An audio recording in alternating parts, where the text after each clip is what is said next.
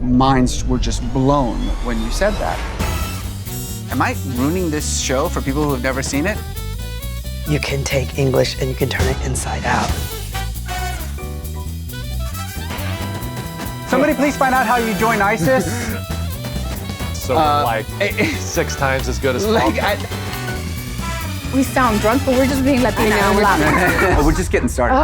Melissa Rosenberg, Vic Manson, Yetan Wen, Stephen Cannell, Robin Costa-Lewis, Rami Youssef, Gloria Calderon, Tanya Saracho, Chris Marcus, and Stephen McFeely. It's Rough Draft. It's Rough Draft. It's Rough Draft. This one's for you.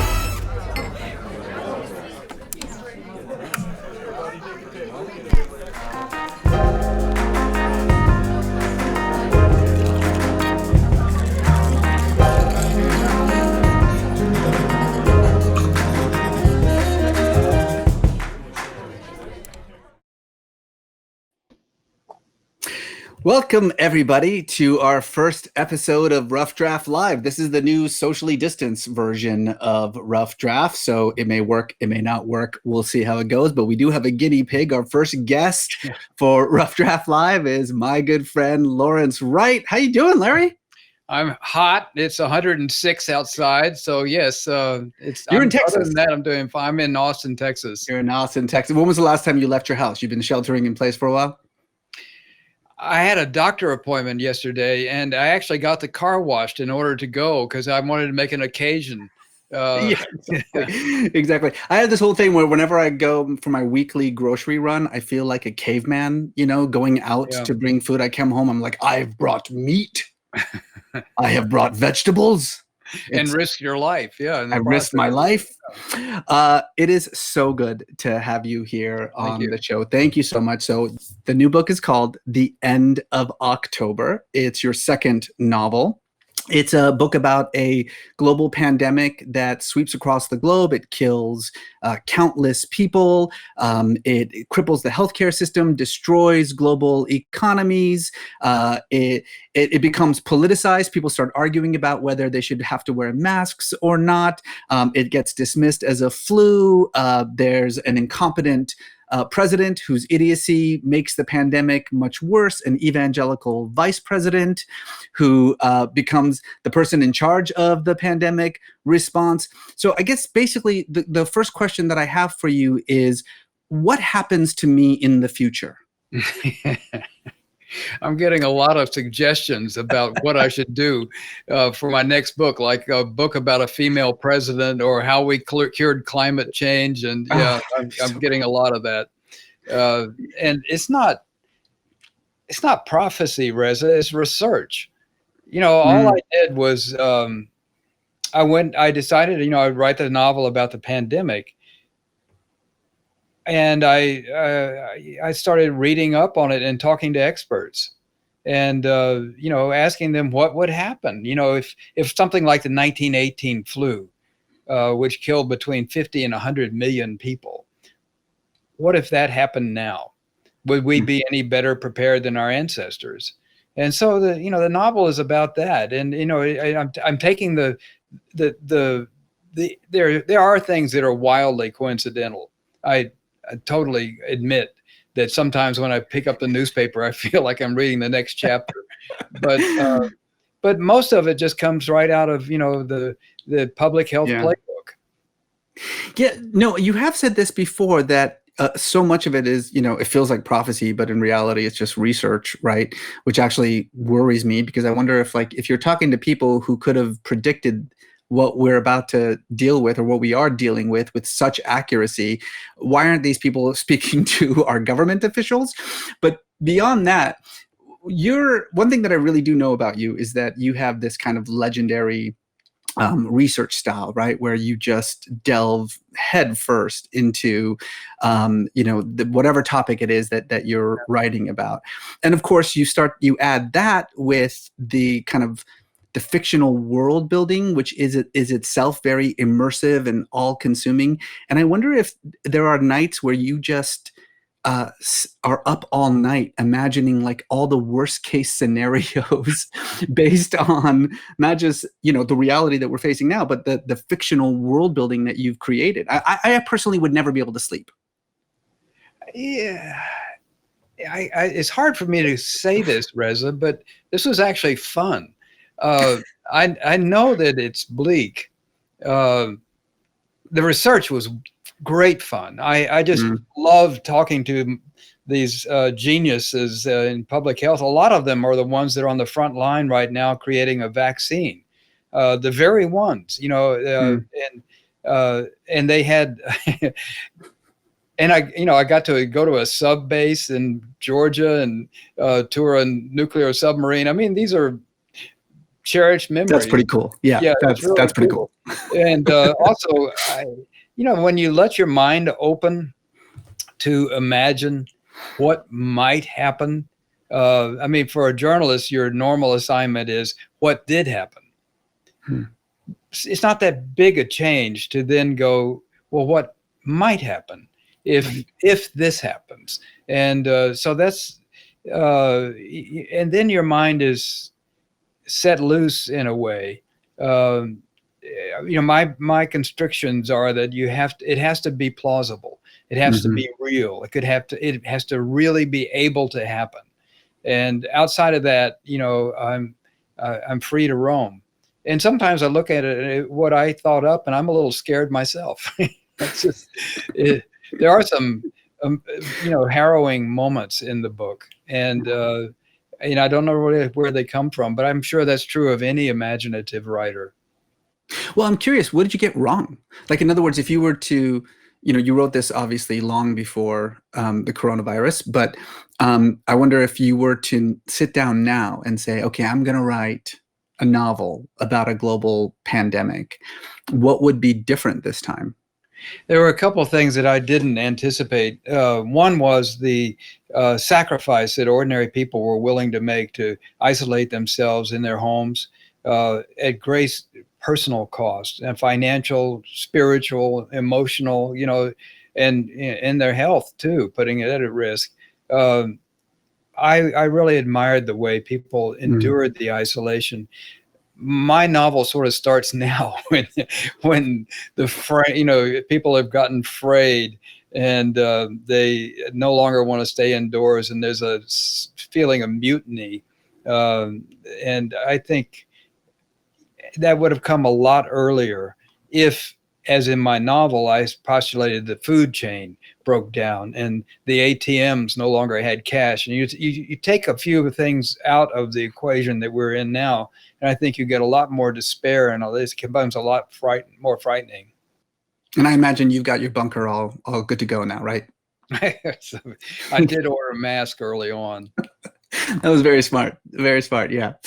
We're going to talk a lot more about the book and about writing and all that stuff. But first of all, I want to say thank you again. I got my quarantini here. Me too. Yes. Mine. So yours has got an olive. Mine's got a lemon. But cheers. These are very personal decisions that you have to make about a martini. Exactly. Let's talk about growing up here. You grew up in Texas, right? I was born in Oklahoma, but mostly raised in Abilene and Dallas. Yeah. And, I read someplace that you were actually in Dallas when Kennedy was shot. Is that true? Yeah, I was in 8th grade. Wow. And a lot of my friends went down to the parade. My dad was waiting at this convention center for Kennedy to arrive for lunch. And it was a very formative moment for me. For one thing, there was a rumor that school children in Dallas had laughed when they heard the news. And I wondered if I had laughed. I mean, I remember an exhalation of disbelief when the principal came on the PA. And, we all kind of looked around at each other. And but after that, being from Dallas was, it was a terrible stigma.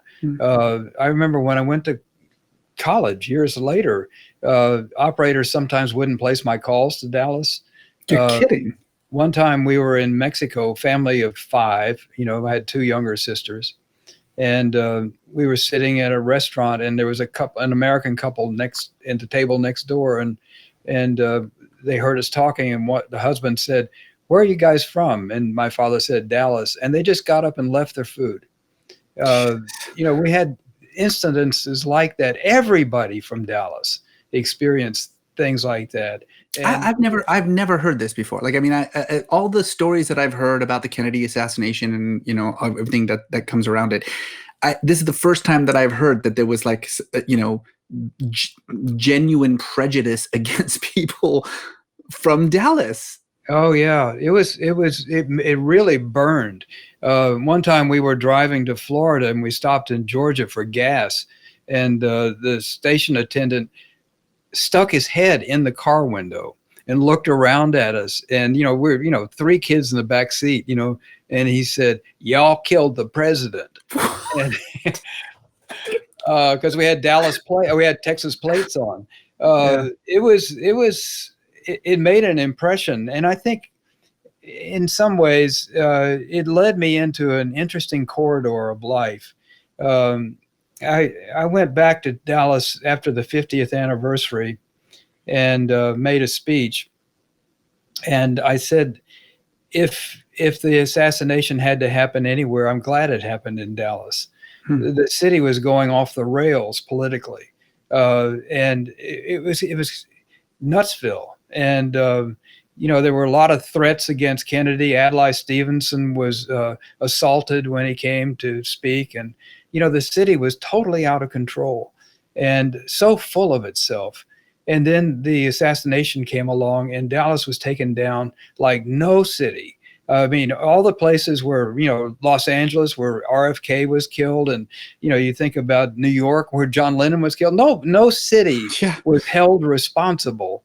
And, it was this Dallas killed Kennedy.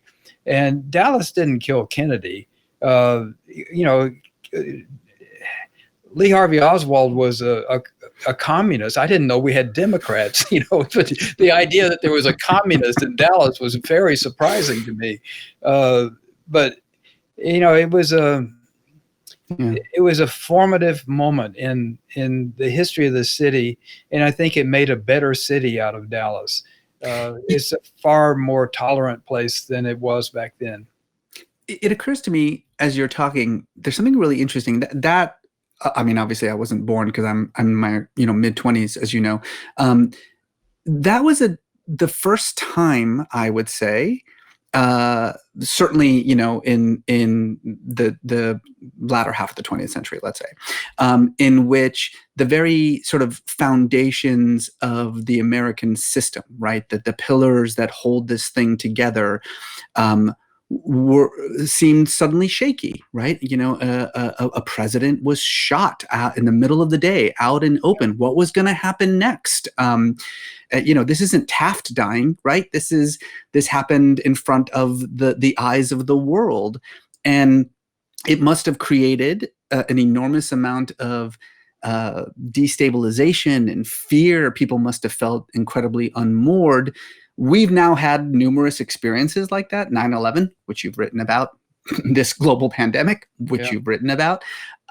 Is it possible that childhood experience kind of gave you this kind of kernel, if you will, of interest in what it means to live in a moment in which society and the things that we think that we can rely on and trust suddenly aren't there anymore? I'm sure that that's true, Reza. It was a turning point in my life in many respects. And, one of the things about growing up in Dallas at that time, and I'm sure it's true of many other places, there was no literature about the city. Had I grown up in Brooklyn or God knows Paris, someplace where, it had this deep history of observation, of, writers who are explaining the culture and taking it on and enlarging the culture in the process. Dallas really didn't have a literature. And, with 20 years after the assassination that I decided I would write about it. And for a lot of my Dallas friends, that was a really important thing because, they hadn't been noticed. And the things that I described to you, the experiences and the feelings that everybody had in the city, nobody had really taken the time to record them and reflect on them. And so I was glad that I had that opportunity. But it's certainly, it made me aware. I don't like to use the word evil because it's a kind of theological term, but it did awaken my curiosity to the dark side of human nature. And, I've always found myself drawn into those eddies to see where people come from when they do something extraordinary, it's sometimes extraordinarily awful. And I want to understand them. And I think maybe that, it was that need to understand what had happened to us that probably motivated me in the rest of my career. Another thing about growing up in Dallas and Texas in general that you've talked about is the fact that you grew up, with a lot of prejudices and biases that you had to actually confront and struggle and try to shed. Can you talk a little bit about what that was? What sort of specific issues you felt like you needed to confront about yourself as you became older and more aware of the world? Yeah, I'm thinking about it a lot these days about young Larry Wright, and how naive and prejudiced in so many ways I was as a young man. I didn't know, except for our maid who came once a week, I didn't know any black people. Brown versus Board of Education came out in 1954, and I graduated from high school in 1969, never having had a black classmate. And gay people were, had no idea what that meant. I wasn't even sure, exactly. I mean, I know it sounds bizarre to admit, but I really didn't understand what homosexual was in a total way. My mother's hairdresser was totally gay, and my mother, I began to catch on in high school, and she loved Liberace, for instance, and that's a dead giveaway. My sisters and I were sort of kidding about it because mother totally adored him. And so, that in that sense, I began to awaken to the idea that there was another culture and that there was something to offer there. But back in the day in high school, people would talk about rolling queers in Lee Park. Now, those two words, Lee Park and also queers, I suppose, that's of an era. And I didn't know, the idea was that there were these weak people who were sitting around in this park looking for a date, and you could go beat them up. Well, I wasn't going to do that, but people talked about it all the time. Openly. And Lee Park, they just took down the Lee in Lee Park, the statue. And, I'm so happy that so many of these things have been changed. I think that a lot of what we're going through right now is a recognition of the faults of history that we need to attend. And I'm, for the most part, in favor of it. I had a date once with a girl who was Filipino, and the fact that she wasn't thoroughly white was unsettling to me. It was hard to break out given the confinement of the culture that was an entirely white culture that I lived in. No acknowledged homosexuals at all. And, it was like everything about people that were different from you was all hearsay. You didn't have any personal experience with it. It wasn't until I went off to college that I began to have my eyes began to open to a wider world. Right. I wonder if now that we are in this moment of racial reckoning. At least I hope we are in this moment of racial reckoning, at least in a moment in which we can't ignore it any longer. Is there a lesson, perhaps in your experience, as a privileged white man, um, that others can learn about how to overcome those prejudices and how to understand movements like Black Lives Matter, how to reconcile your biases, your internal prejudices, the things that you grew up with. Like you say, you grew up in a very small, sheltered place. You didn't know anybody who didn't look like you. Um, is there something that people of your generation can learn from your experience, a lesson that perhaps you can give them to help them with what is a fairly seismic transition that we're going through as a society in the United States? I don't know, Reza. It seems to me that young people have a different, background of experience. They're so much more exposed to people of different cultures and faiths and all that than I was. And I don't know. I'm sure there are communities that are as culturally isolated as the one I grew up in, but I don't know of them. They'd have to be small towns somewhere. No, but I mean people of your generation now who had a similar background that you have and are now confronting, like you yourself did, a world that looks nothing like the world in which they grew up in. I don't know. Reza, in some ways, I think one thing that I feel like we should give credit to America for making those changes.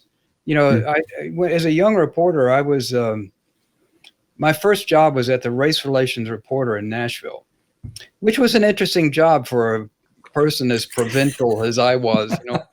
And so I got to cover the end of the civil rights movement.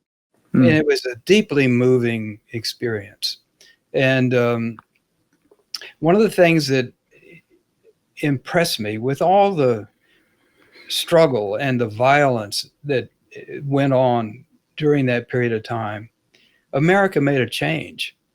And it was a radical social change that very few cultures that I can think of would willingly have undergone. We profoundly made a difference in our laws and our society, and it's still working itself through. But I saw it before those changes happened. And it was, in many ways, I think the history of America is best told through, the history of the evolution of our racial relations. And it's an unfinished project. But, and I understand the impatience of Black and other people of color right now to move it further down the road. But I come from a long perspective of seeing where it started and also taking soundings in my own heart and seeing how I've changed over that period of time. It's interesting. I talk about this a lot, that people tend to think that bigotry is the result of ignorance. You hear this all the time, that, well, if you're bigoted towards Black people or gay people or, Middle Easterners or whatever, it's just because you don't know any better. But you and I know a lot of very intelligent, very well-informed bigots. And I think what I always try to remind people is that bigotry is not actually the result of ignorance, it's the result of fear, that it's a phobia.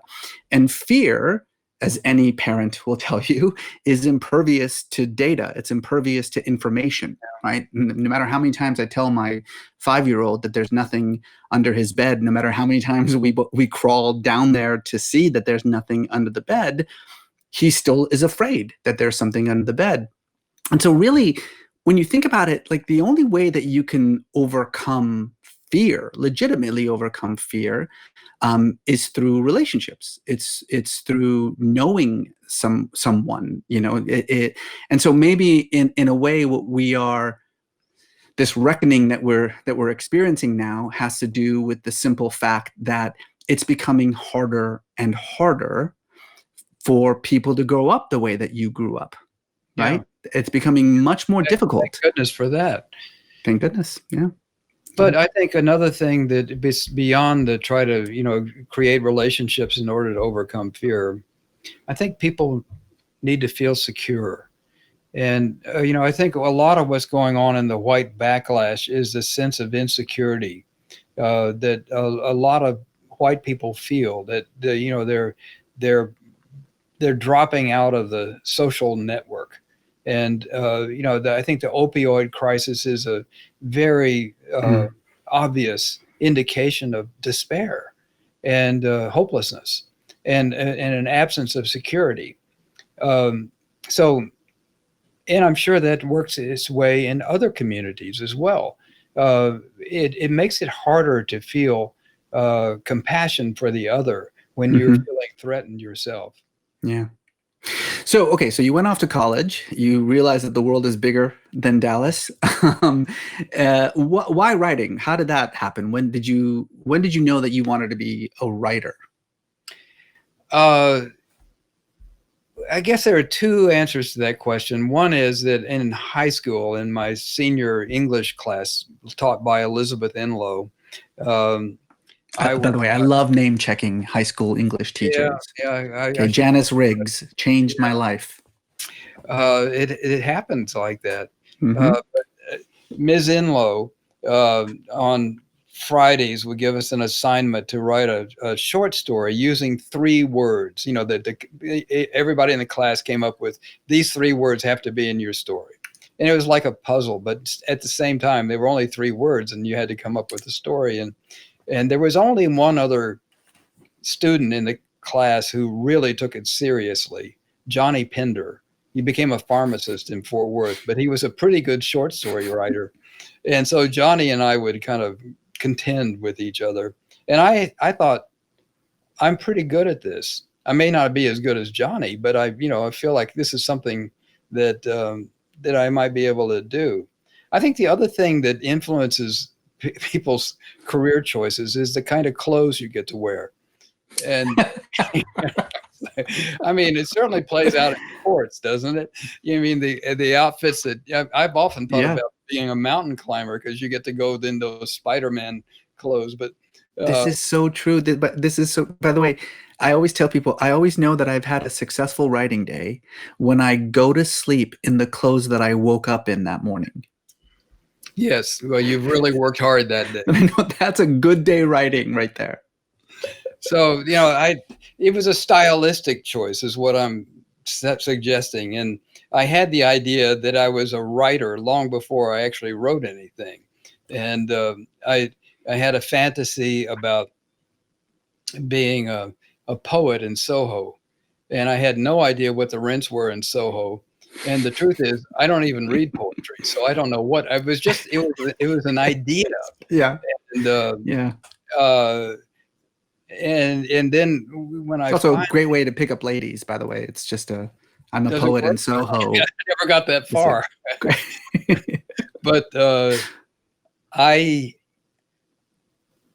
found that when I got back, I was living in Egypt for a couple of years and came back to get a job, and I wanted to get a job as writing, but nobody's going to pay me to write poetry. And, I'd never written a novel or anything. People won't pay you to write things. That's weird, right? There's some reason, and this was a shock. And so that's how I moved into journalism, because, you can assemble information that people will pay for. And I didn't want to be a journalist, but in many ways, I'm really glad that I was forced into that as a way of having a writing career. Yeah. You talked about George Orwell being a huge influence. Oh my God. He's, Tell me what you call him your guiding star. I mean, I love Orwell. I know a lot of people love Orwell. I've never met anyone who's like, Orwell is my dude. That's my jam. Well, you probably have books you sometimes pick up when you're feeling a little stuck or something, Sure. For me, Orwell gets my motor running.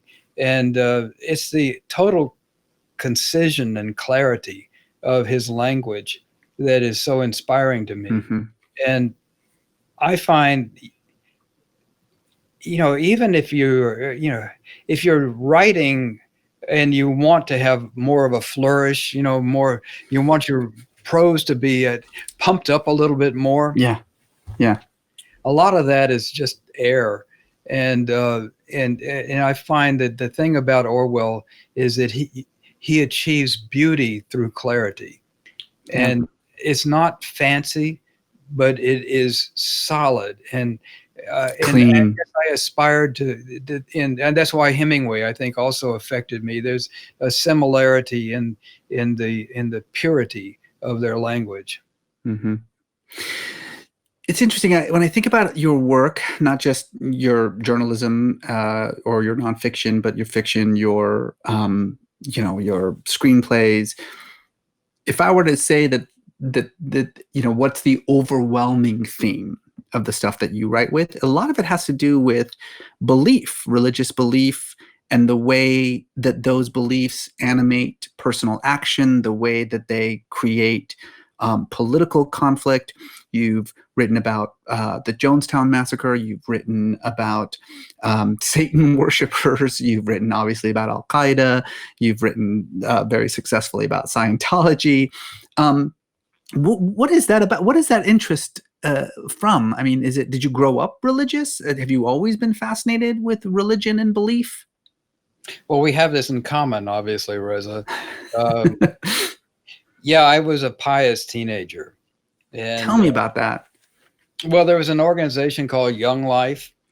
And Young Life, yeah. I was not a very popular kid in high school, and Young Life gave me a community, and I had standing there. As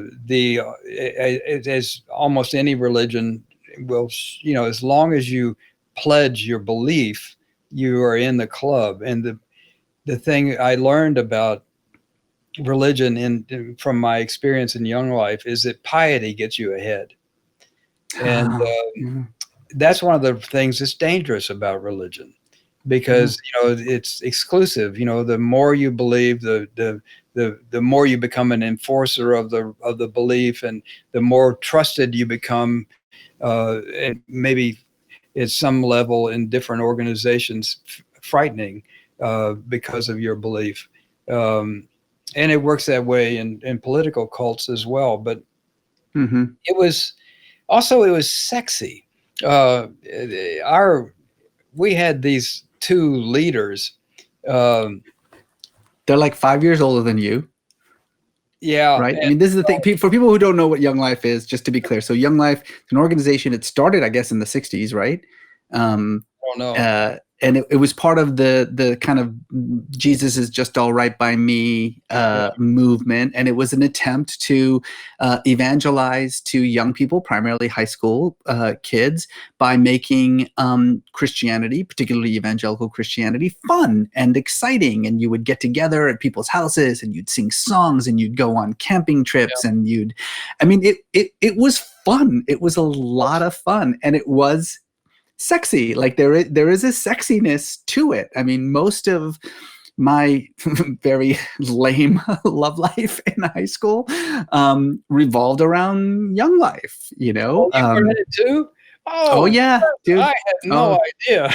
Well, I was a Young Life leader for a while afterwards. I take shit very seriously. If I'm going to do something, I'm going to do it. The leaders in our group, the husband had played in the Rose Bowl, and he was this really hunky. One time somebody said as he walked in the room, "Hey, flex your muscles, Roy," and he did, and everybody just went dead quiet.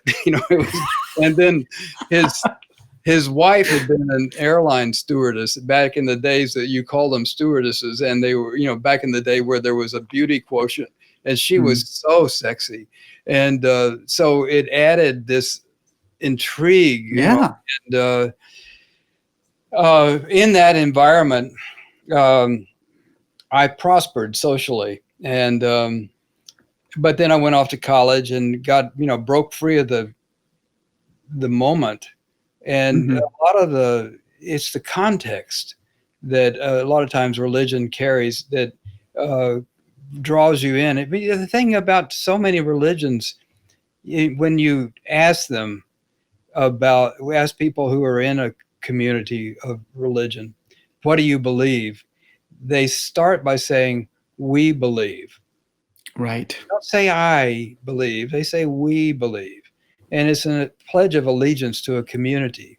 And that's true of the Amish and, and the Methodists and even the Scientologists. It's all,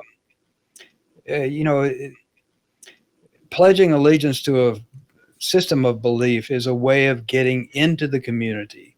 And, and some of those communities are beautiful. The Amish, it's a really extraordinary. I wrote my first book about the Amish, and I wrote about the Mormons. Those are both extraordinary communities in terms of their success at achieving what they want. And even though you would look at their belief system perhaps and say, wow, how'd you get to that? But I think, but it's not even all that important to them. Like it's interesting you say that, because if you confront them with the quote unquote things they believe, it's not always about right. that. It's not about doctrine or theology. Most of them, they don't even know. It's all about the feeling of belonging. It's all about that collective identity. Yeah. The other thing that religious people have in common is that they tend to take their religion very seriously, and they do not like it when other people write critically about their religion, which you have done about, Mormons and Scientologists and Muslims, and I wonder if you've ever had to deal with any kind of retaliation, from the subjects that you write about as a result of the things that you write. Yeah, well, with Scientology, there were innumerable legal threats, just one after another, and it was interesting from a perspective of being a writer, because you have to write very carefully. And for instance, in my book Going Clear about Scientology, there are very few adjectives and adverbs. Just in case. Just because I could imagine being on the stand and, the attorney saying, well, Mr. Wright, you say it was very crazy. What do you mean by very? I decided I didn't want to defend the word very. So, I struck it. But with, there have been threats from, with Jamal Khashoggi was a friend of mine, and I'm producing a documentary now. This is the Washington Post journalist who was murdered and dismembered by the Saudis at the direct order of the current Saudi crown prince. Right. And there have been some, attempts to, get into my computer and stuff like that. And they are after a friend of mine now.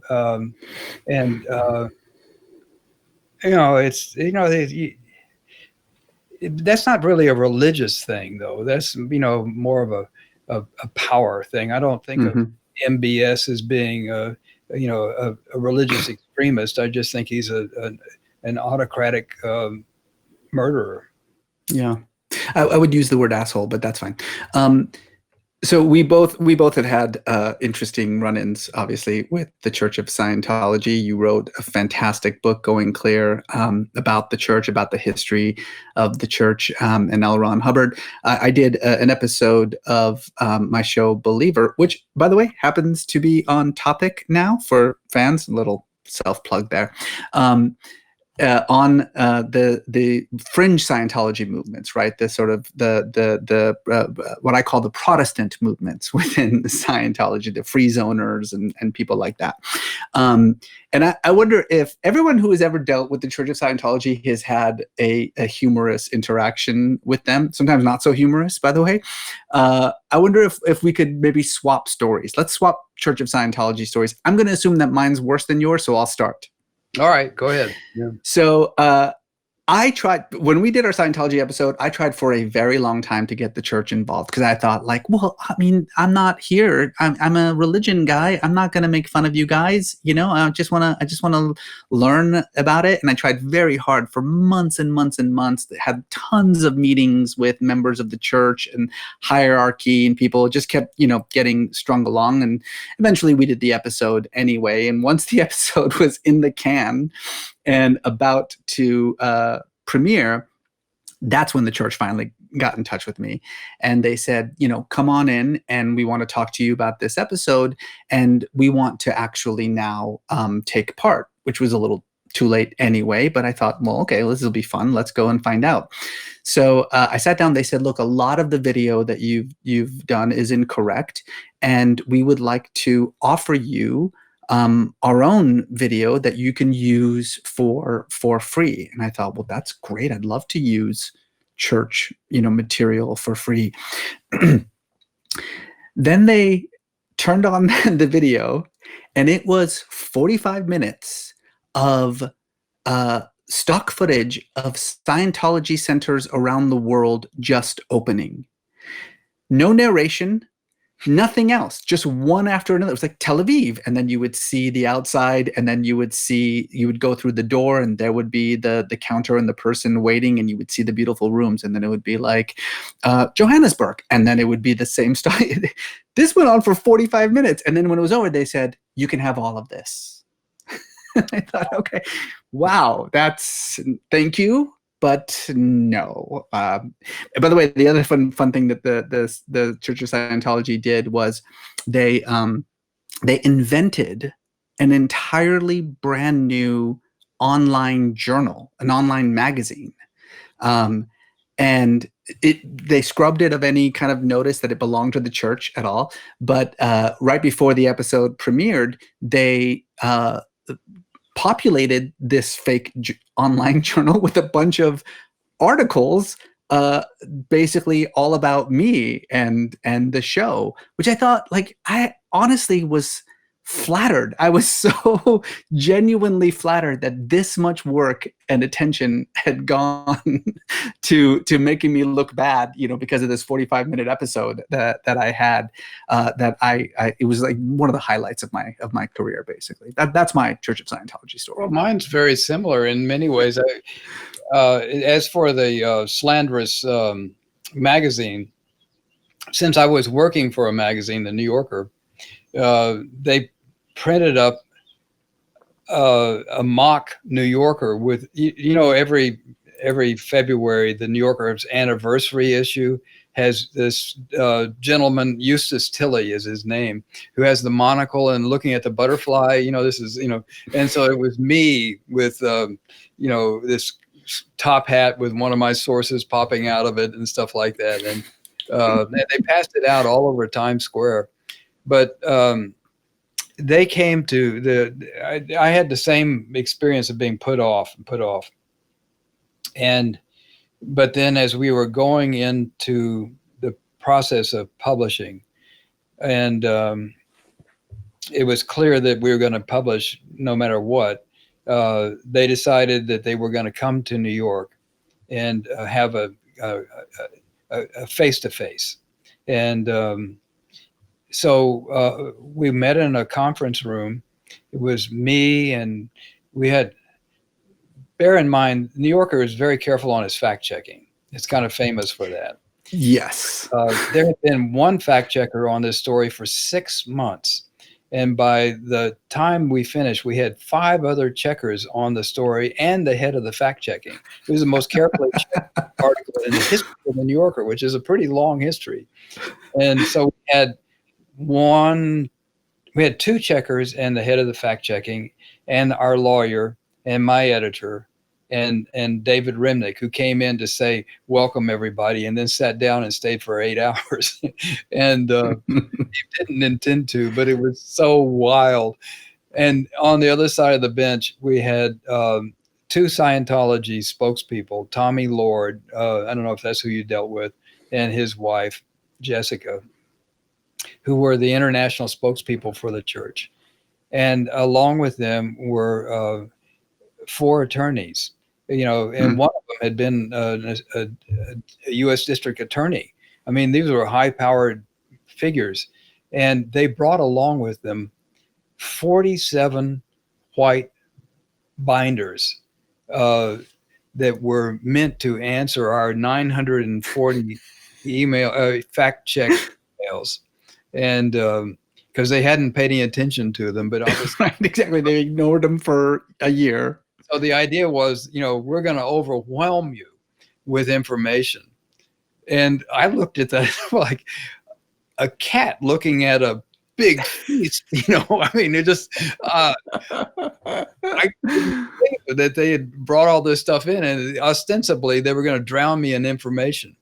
And you can't drown a reporter in information. I mean, that's like pouring water on a fish. So when we finally had a break, David Remnick pulled me aside and he said, "You know what you got here, you schmuck? You got a book." Yeah. I know. They just gave it to me.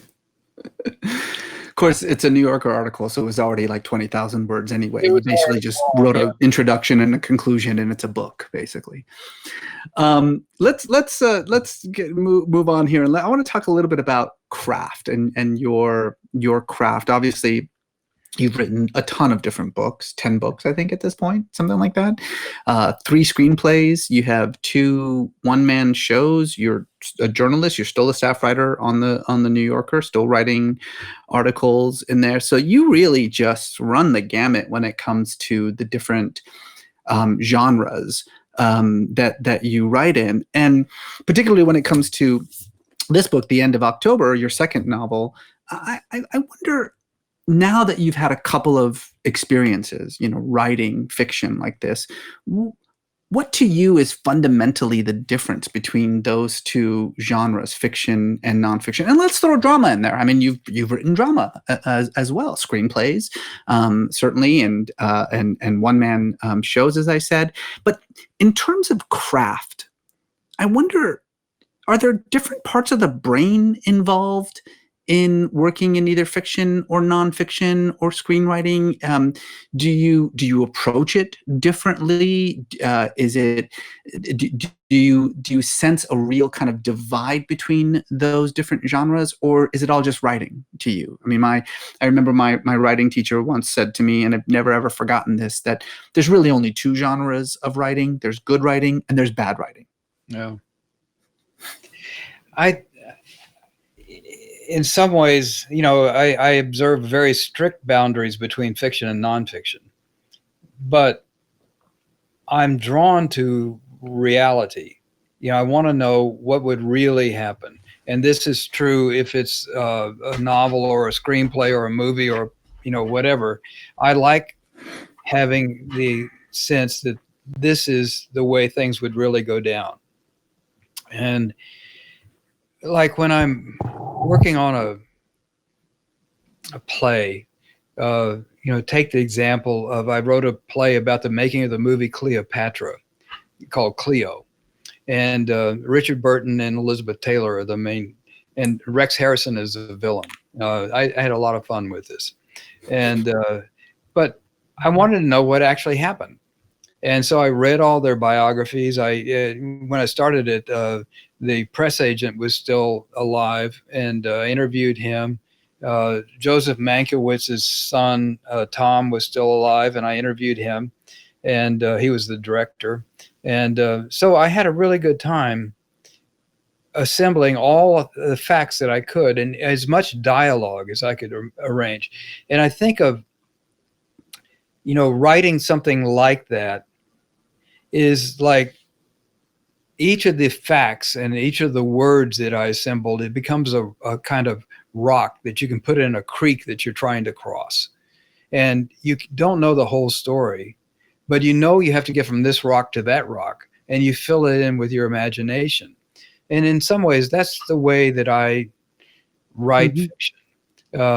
It's built on real things, and but you have, in order to make the imaginative leap, you have to see what your destination is, and then try to imagine what would help you get to that point.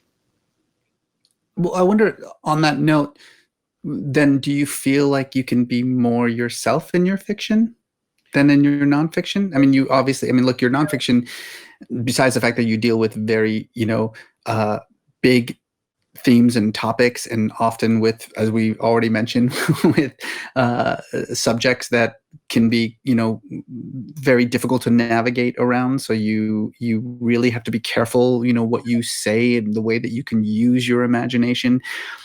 Am I getting more of you, Larry, of like who you really are in your fiction than I am in your nonfiction?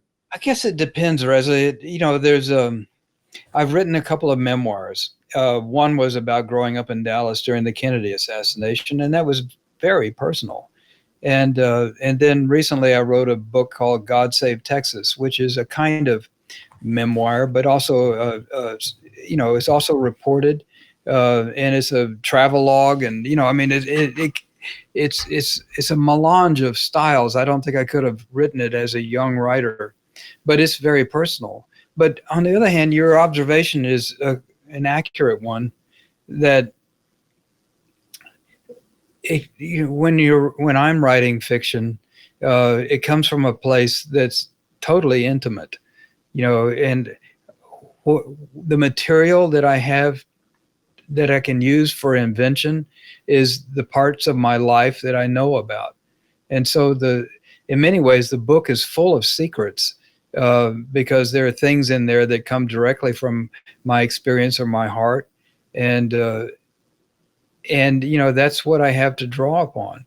And it represents me in a different way than my memoir or something like that. But it is true that it's a reflection of my core.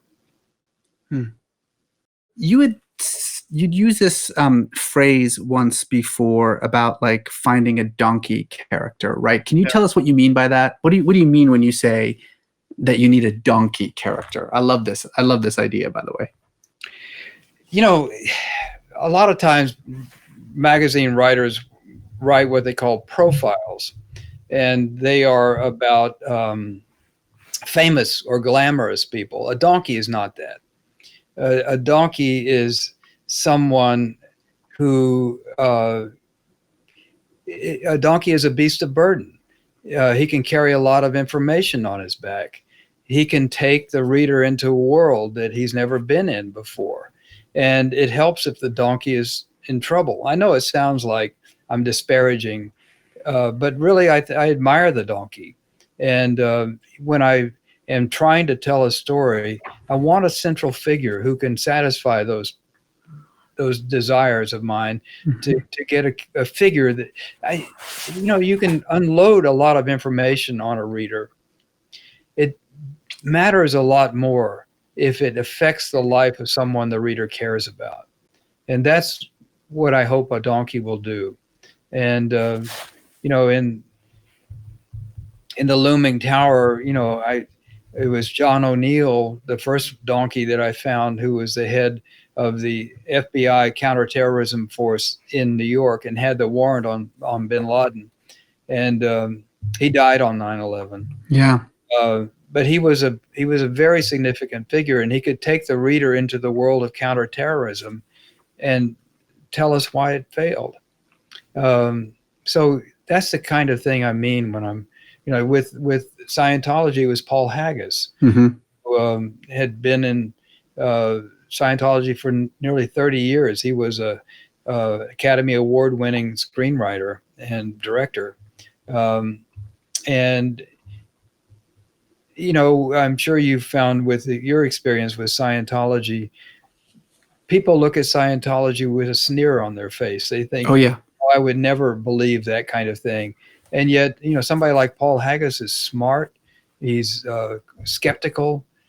He's got street smarts, And it's challenging for the reader. And I wanted somebody like that, a donkey, who would place readers in an uncomfortable place and make them feel like that could happen to me.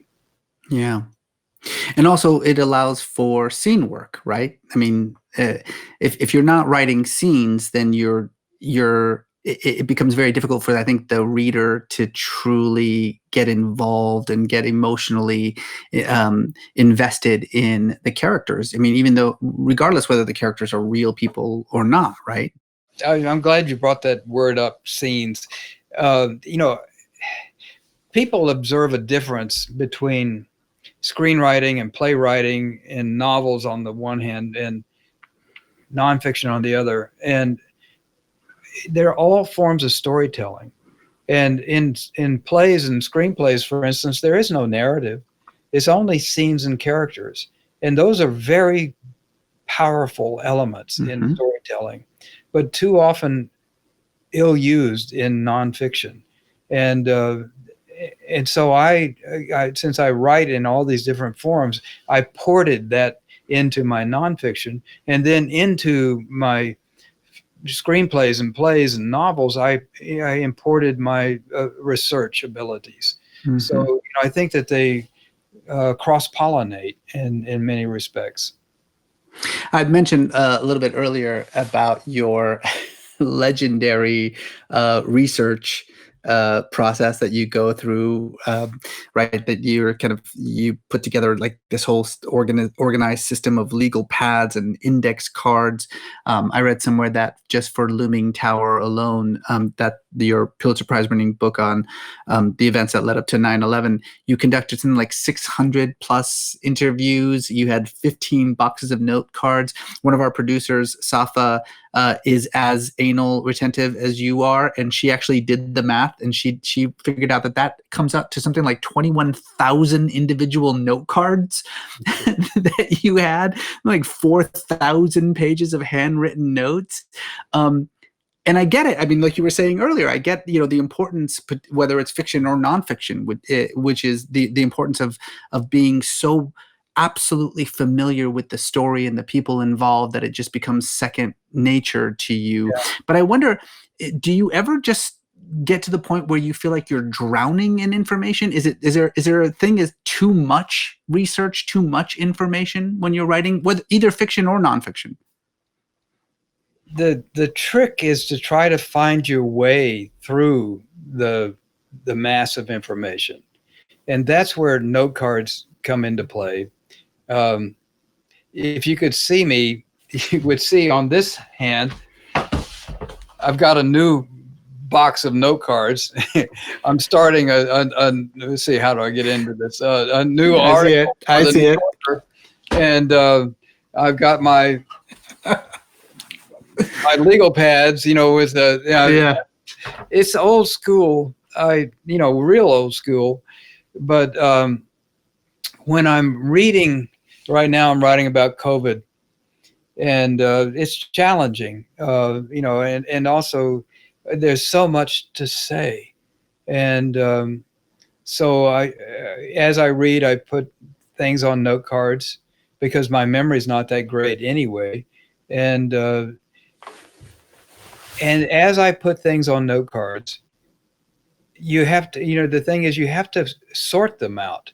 You have to categorize them. You don't put everything on a note card. You only put the things that occur to you. That's important, or that's interesting to me. So you make note cards, and then you have to classify them in a way to find them again. That is essentially the first step in outlining, because already you've decided these are the elements that are going to be a part of my story. And then the next thing you want to do is arrange them in some sort of stylish way. And so the outline really comes from the note cards. And, I've preached this for years, and nobody has ever taken me up on it because it's front end heavy. You do a lot of work before you start writing. My feeling is that it speeds up the writing process. When you actually get to the writing, you're not stumped for looking for it. I remember as a young reporter, I could sometimes get stopped for 2 days looking for a quote that I'm sure I had somewhere, but I couldn't find it. Right. But with the note cards, you just pick up, here I'm reaching over here to, my section on China, and I pick up these note cards, and it tells me, about the Chinese doctor who let the news out about the new virus. I have all the stuff about him in here. And then died of COVID himself. Yeah. Right. When I get to that point, I've got all that information right at hand. I think this is just my guess that it gives speed and authority to the writing because you are able to move through it more quickly. And I think that it might communicate a sense of momentum to the reader. Yeah. Let's talk about themes for a minute. We kind of touched on this a little bit earlier when we were talking about your childhood in Dallas. And certainly that is the case when it comes to the end of October, and also your brilliant screenplay for The Siege, a great movie that came out before 9/11. Again, weird how you keep doing that. But this idea of the fragility of civilization, right? The fragility of the system that keeps us going, particularly, this notion of American democracy. You and I have talked about this a little bit before, that, a lot of Americans tend to say with supreme confidence that this system that we have is permanent. It's eternal. We've existed for 250 years. That's pretty much forever as far as, most Americans are concerned. And there is this sense that nothing can bring it down. That yes, we could have a, narcissistic sociopath as the president, but it's okay because the system it will make up for it. That the pillars of our society are stable and sound. When you read The End of October, when you watch a movie like The Siege, you start to recognize very quickly how fundamentally false that assumption is, right? That a terror attack, a pandemic has the ability of just crumbling the very foundations of our civilization. And we're in some ways kind of noticing that happening now a little bit. I mean, we're not there yet, but everyone who thinks critically about what's going on with COVID recognizes that this is just the first of many global pandemics that we're going to be facing. I mean, we have possibility of far worse coming up in our future. What do you think the role of the storyteller can be when confronting this reality, the true fragility of our system? How do you see yourself as a storyteller confronting that truth? I think, I've had the advantage as a reporter of being in a lot of other cultures and seeing, what kind of societies have, what societies have created for themselves. And realizing sometimes when I get on the airplane, I am so grateful for that passport.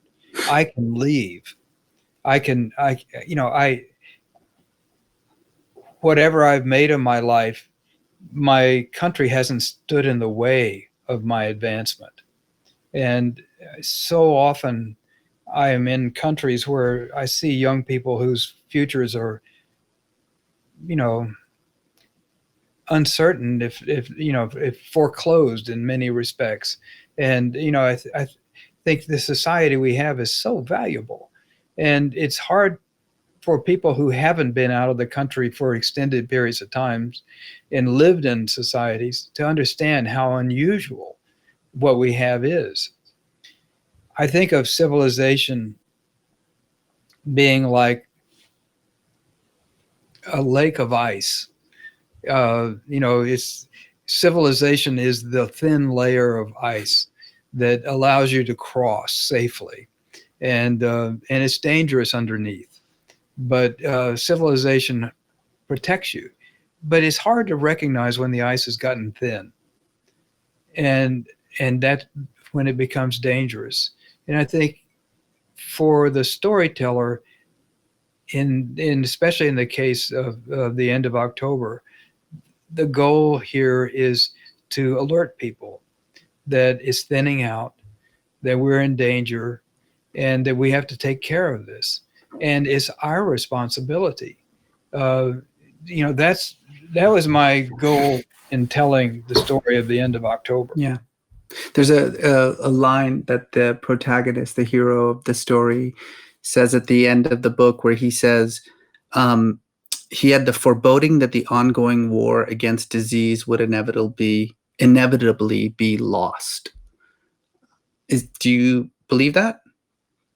I think we've gotten so accommodated to the idea that disease is not a problem until recently. And, one of my sources was saying the other day that bacteria reproduces, a new generation every 20 minutes and humans every 20 years. So diseases have an enormous advantage over us. We're going to face more challenges. They may not all be pandemics, wars and depressions, and there are a lot of different things that we're going to be facing. History isn't done with us, but neither is nature. And the assaults that we've made on nature that have resulted in the change in our climate, these are the adventures that we're going to have as a civilization starting now and into the future. And how we respond to that is going to determine what kind of future we're going to have. I don't want to be so blasé as to ask you whether you're, optimistic or pessimistic, because at this point, who knows? But I was reading a New Yorker article, your latest New Yorker article, which was this interview that you were talking about this professor at the Institute of Medicine at Johns Hopkins, Gianna Pomada, I think is her name, Yeah. Gianna Pomada. And she was talking about the Black Death. And one of the fascinating things about the Black Death, I suppose, when you study it in history, is that the way that she talks about it is that it really marks the end of the Middle Ages, right?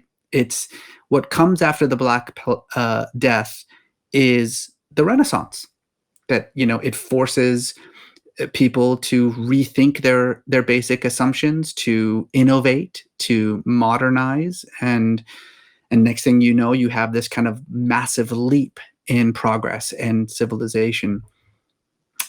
Can we hope for something like that coming out of this global pandemic? Is that what you see on the other side of this? I wrote that story because I was trying to figure out what's on the other side. And, my observation was that pandemics, like a war or like the Kennedy assassination or, like a Great Depression, they allow you, it's like an X-ray. It allows you to see through your society into all the broken places. And you have an opportunity to mend them. I mean, you can't deny anymore that you see them. They're plainly evident. And in the past, I think the United States has done some wonderful things when challenged. The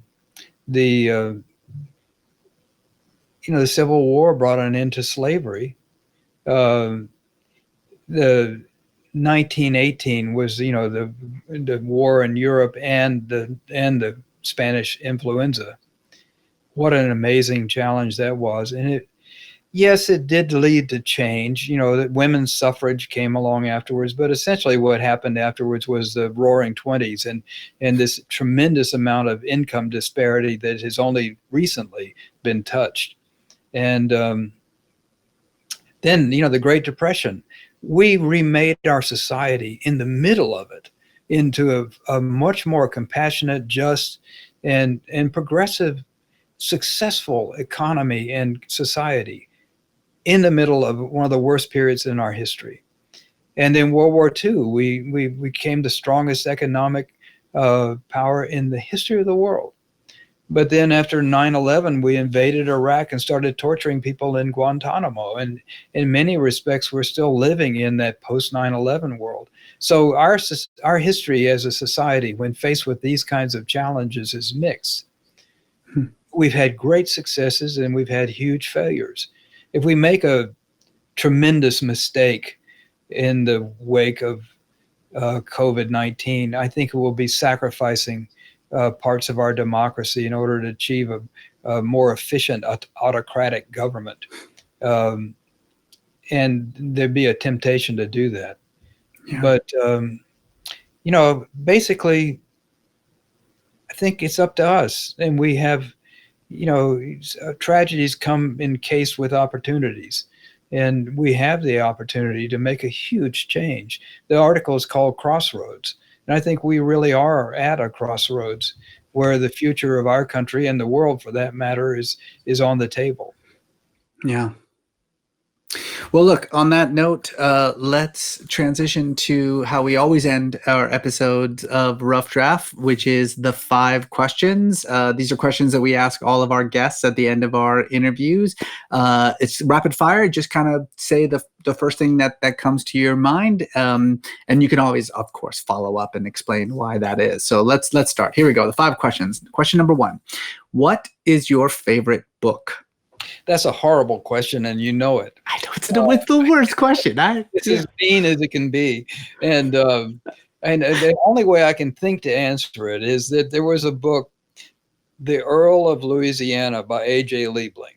Nobody, yeah, I know. A.J. Liebling was a New Yorker writer, and he wrote he went sent down to Louisiana to write about Earl Long, who was the governor. He's Huey Long's kid brother, and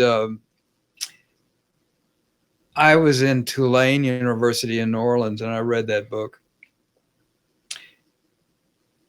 The ability to bring a character to life, such vivid life, and to have so much fun with it, made a huge impression on me. And I think it also set the hook for wanting to write for the New Yorker. So I would say that book is in many ways my favorite. I don't know if I read it again now, I feel the same exhilaration that I did when I read it the first time, but I'm sure it's still a wonderful book.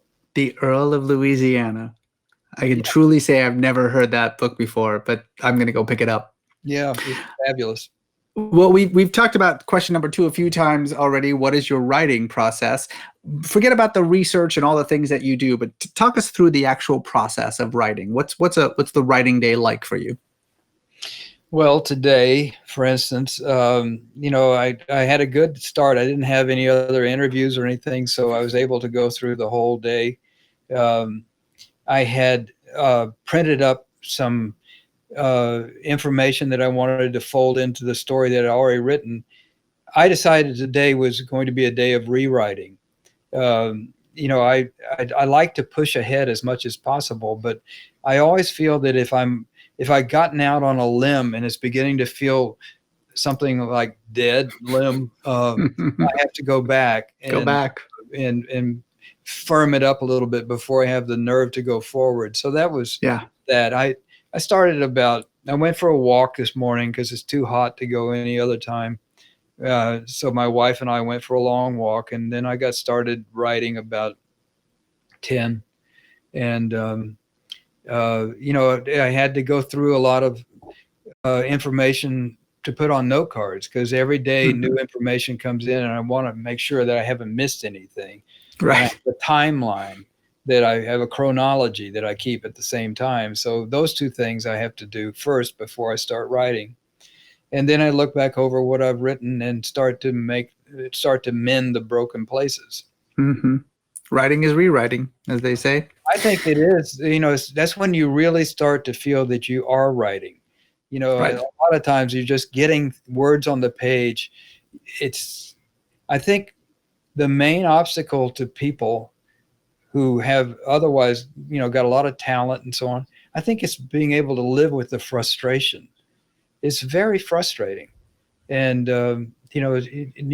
times that you're not writing well and so on, and you have to just push through them. I think that's a huge obstacle, and it's maybe self-lacerating, but you have to be able to get through that. All right, question number 3. If you weren't a writer, what would you be? You know, Reza, when I was 38 and a half, I took up piano in order to play Great Balls of Fire on my 40th birthday.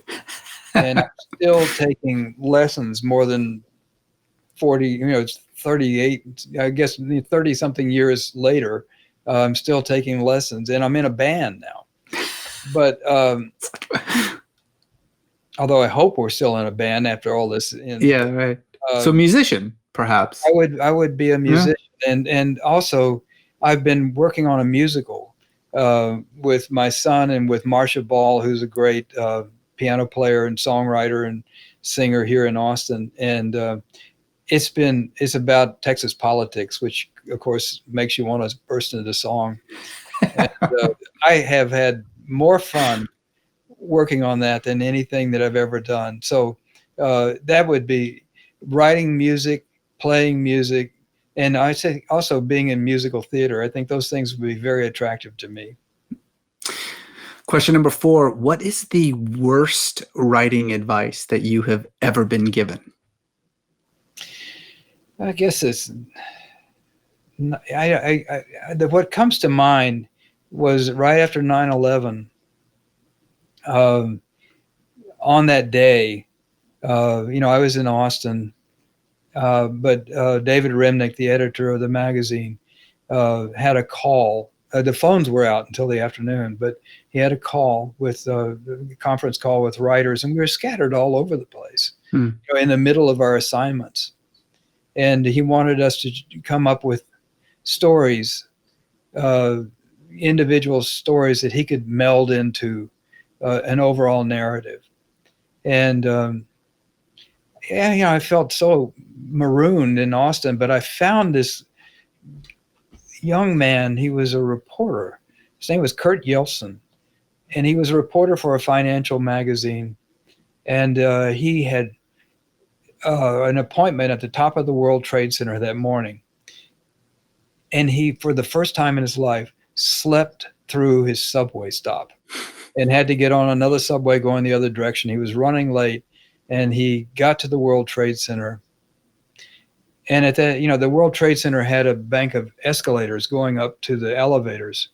And he went up, he got on there were like 100 elevators. And he got on an elevator, and the elevator operator held the door for this woman who was walking across the lobby very slowly. And Kurt was upset and late. And just as she stepped into the elevator, he noticed that she had a rose tattoo on her ankle. He had a photographic memory. And the plane hit, and the doors accordioned. And Kurt came out of the elevator, and he had no idea what was happening. Nobody knew what was happening. It was an earthquake, and he thought he was disoriented, and he saw outdoors there, and he thought, but he'd forgotten he'd gone up that escalator. So he walked out on what was a terrace, and there were hundreds of shoes lying around, and what looked like luggage, but were human torsos. And his story, I would talk to him and hand the tape to my wife, who would transcribe it. And, I was in tears a lot of time talking to him. But his story of getting home to the Bronx was like this Odysseus, trying to, walk through Manhattan.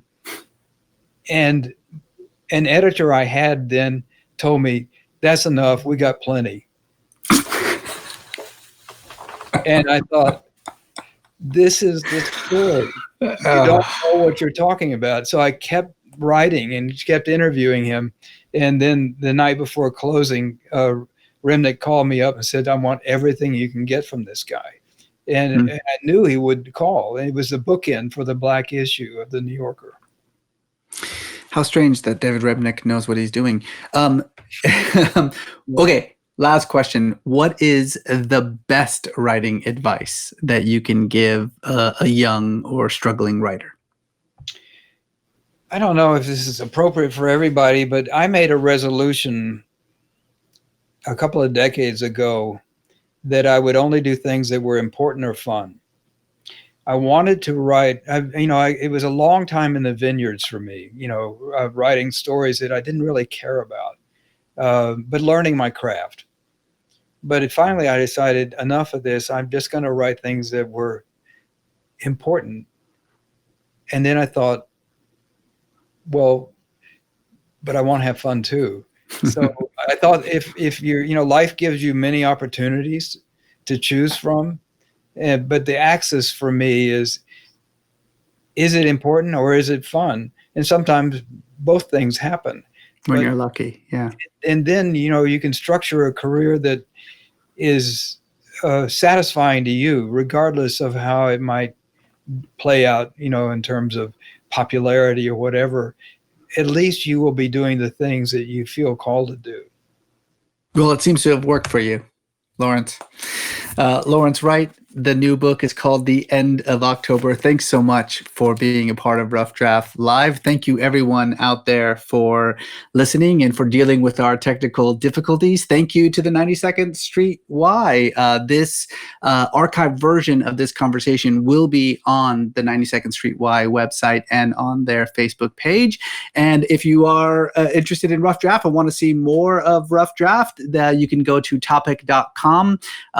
You can put in the code 92SY, and you will get a 2-month free subscription to Topic, and you can watch old episodes of Rough Draft, and you can even watch episodes of my show Believer. So thanks for that.